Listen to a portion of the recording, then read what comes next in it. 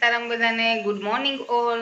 તો જમવાની તૈયારી હું કરું છું અને બનાવું શાક ભાજીનું, તાંજરિયાની ભાજી,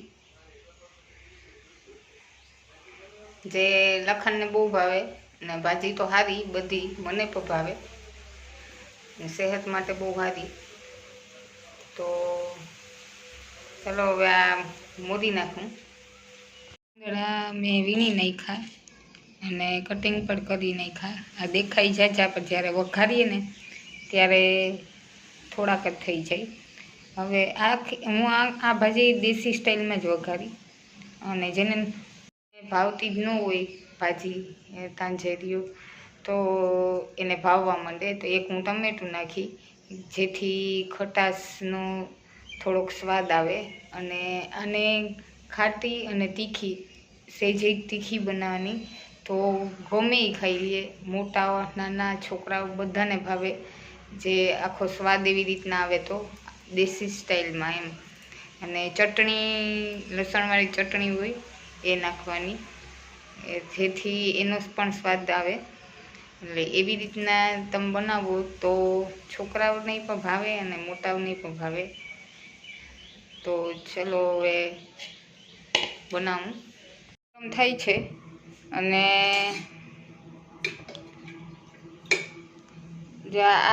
આ પાવડું મેં અઢી નાખ્યા, પણ મેં નહીં જેટલી રાઈ નાખી. અને રાઈ જો ચડે, કારણ કે લખનને રાઈ અને જીરું એટલું નાખેલું જે તેલમાં દેખાય ઉપર એ ન ગમે અને ભાવે નહીં. એટલે તે ખાલી તેલ ચડી ગયું કે નહીં એ જોવા માટે હું થોડીક એક જ રાઈ નાખું. તો મેં નાખી. જો થાય ટમેટા નાખ્યા પહેલાં સ્ટાર્ટિંગમાં વઘારવામાં, પહેલાં ટમેટા નાખવાના હોય. ભાજી તો ચડતા વાર ન લાગે. અને આ થોડાક ચડવા દેવાના, પછી મસાલો બધો આમાં નાખી દેવાનો. ધાણા જીરું, હળદર, મીઠું અને ચટણી મારે આમાં ફ્રીજમાં હતી એટલે મેં આ ડબ્બીમાં ભરીને રાખી, ખાંડેલી લસણવાળી. એવું હું નાખીશ. તો આ ચટણી અમારી તીખી છે એટલે મેં 1 ચમચી જેટલી આ નાખી, જો નાખી દીધી.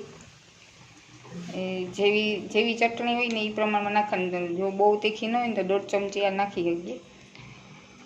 તો ટમેટામાં મસાલો પણ જો ચડી જાય. હમણાં મસાલો બધો નખાઈ ગયો, ભાજી નાખી દીધી. ઢાંકી અને ચડવા દઈશ એટલે તેલ ઉપર આવી જાય. ગરમ મસાલાનો યુઝ કર્યા વગર આવી રીતના દેશી સ્ટાઇલમાં જે ભાજી વઘારીએ ને એ ખાવાની બહુ મજા આવે. ક્યારેક ટ્રાય કરજો. તેલ ઉપર આવી ગયું અને કેવું મસ્ત દેખાય.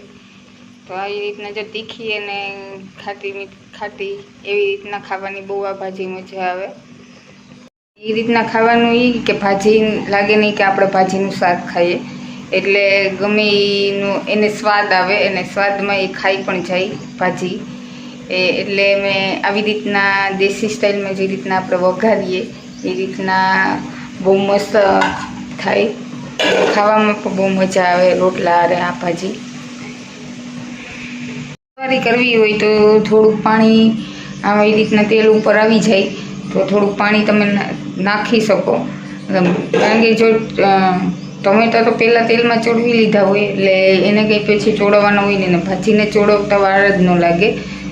2-3 મિનિટ તેલ ઉપર આવી જાય તો એના ભેગી ભાજી પણ ચડી જાય, કારણ કે ભાજીને એટલી ચોળવવી ન પડે.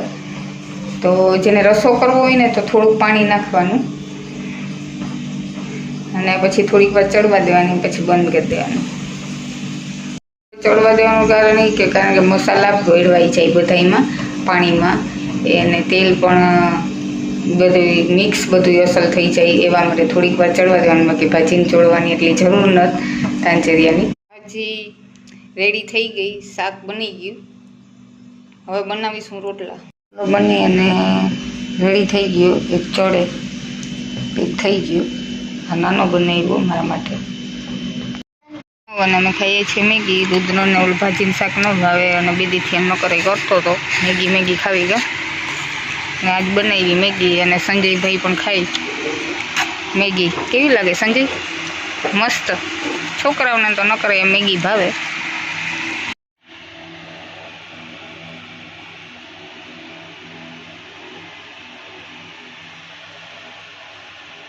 ફ્રૂટ મિક્સ થઈ ગયા, અમે બંને કર્યું અને છાલ ઉતારી મેં સુધાર્યું, દાડમના બી કાઢ્યા લખને. અને આ છે દેશી ફ્રૂટ સલાડનો બધી સામગ્રી, કેળા, ચીકુ, દાડમ. અત્યારે કરીએ છીએ અમે ફ્રૂટ સલાડ. એનું આવું પીવાની મજા આવે. અને અચાનક પ્રોગ્રામ કર્યો આ ફ્રૂટ સલાડનો. બધા ફ્રૂટ હતા અને હવે દૂધ નાખશું. દૂધ નાખીએ એટલે દેશી આપણે જે બધા પ્રોટીન એમ મળે એવું, બહાર પીએ એ નહીં, જે નાખીએ ખાલી દૂધ સિવાય. કેળા, ચીકુ એન્ડ દાડમ. તો જો આ મિક્સ થઈ ગયું, કેળા, ચીકુ અને દાડમ. મિક્સરમાં આ બધું મિક્સ થાય. ફ્રૂટ અને હવે દૂધ ખાંડ થોડીક નાખી લખન કરે એ પેલાય કરતો. હું તો હેલ્પ કરું, જી માગી દે દઉં. આવી રીતના મિક્સ કરી અને પછી મિક્સરમાં ફેરવી નાખવાનું.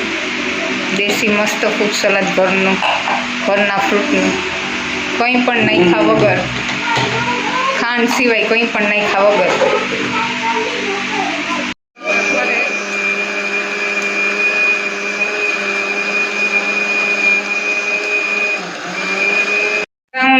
ફેરવી અને રેડી થઈ ગયું છે. બહુ મસ્ત જાડું અને મસ્ત બન્યું.